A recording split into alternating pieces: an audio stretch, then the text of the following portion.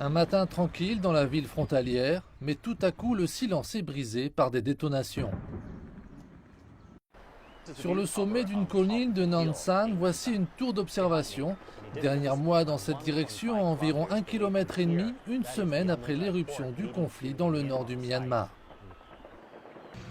Des civils du Myanmar ont fui vers le territoire chinois pour se protéger des combats. Tous se souviennent avec précision du moment exact où ils ont dû s'échapper. Des affrontements se sont produits cette nuit-là et personne n'y était préparé. Le lendemain, nous avons couru à la hâte vers le côté chinois en laissant tout dans notre maison.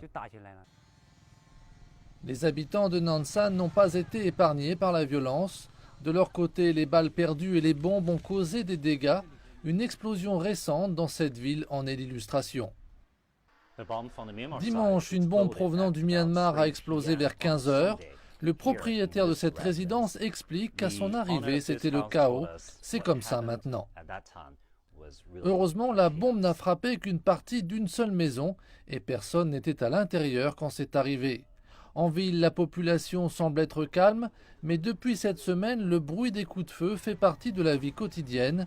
Il est d'ailleurs possible que cela soit encore vrai ces prochains jours. En attendant la fin de ce conflit, nul n'est vraiment en sécurité.